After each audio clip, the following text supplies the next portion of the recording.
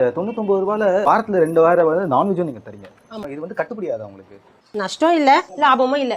நாங்க 4 o'clock செய்ய ஆரம்பிப்போம். மினிமம் ஒரு 20 பேருக்கு சமைச்சு முடிப்போம். யார்கிட்டயும் போய் கை கட்டி நின்று பதில் சொல்ல வேண்டிய அவசியம் இல்லை. நான்வெஜ் மீன் குழம்புலாம் வச்சு கொடுத்து அனுப்புவோம். சாப்பிட்டுட்டு அப்புறமா நைட்டுக்கா ஃபோன் பண்ணி சொல்றாங்க, நல்லா உண்மையிலேயே நல்லா இருந்தது, ரொம்ப நாள் ஆச்சு சாப்பிட்டு, இந்த மாதிரி நாளைக்கு லீவு, நான் வரல, நான் சாப்பாடு எங்கன்னா வேற எங்கன்னா அரேஞ்ச் பண்ணிக்கோங்க அப்படின்னு சொன்னா கூட, அக்கா சீக்கிரமா வந்து இது பண்ணி பாருங்க, ரெடி பண்ணி கொடுங்க.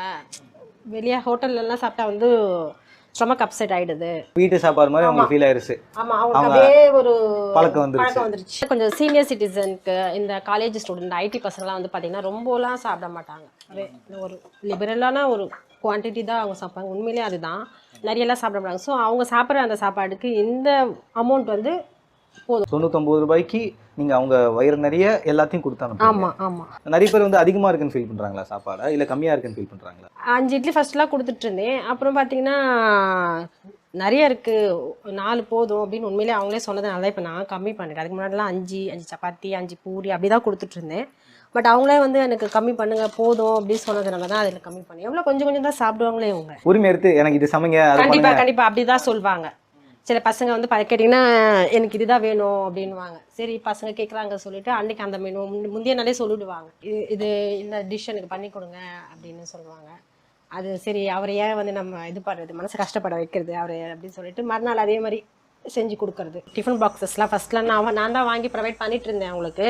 என்ன பண்ணுறாங்கன்னா, டிஃபன் பாக்ஸ் மேலே ஆசை இருக்கா என்னன்னு தெரியல, பாக்ஸ் ரிட்டன் வரமாட்டேங்குது. பிளாஸ்டிக்கில் கொடுக்க எனக்கு மனசு வரல, சூடாக அதில் ஊற்றும் போது பிளாஸ்டிக் கவர் இதாகிடும் சொல்லிட்டு என்ன பண்ண, சரி இருக்கட்டும் நம்மளே ஃபஸ்ட்டு அப்படி தான் பிளான் பண்ணுது நானே.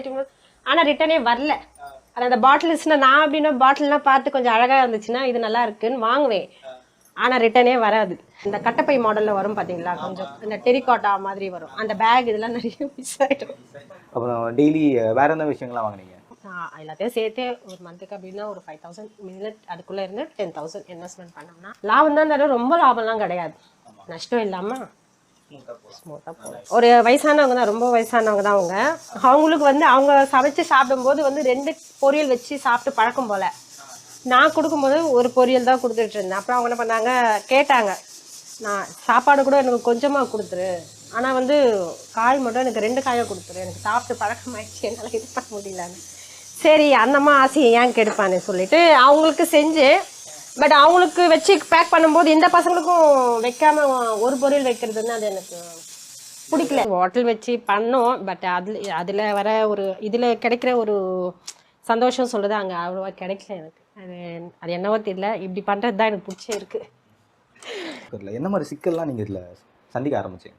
நம்ம எல்லாம் ஒரு சமயம் பார்த்தீங்கன்னா எல்லாம் ரெடி பண்ணி எல்லாம் பேக் பண்ணி டெலிவரி கொண்டு கொடுக்க போது வந்து இன்றைக்கி வெளியே போயிட்டோம், ஃபுட்டு வேணாம் அப்படின்னு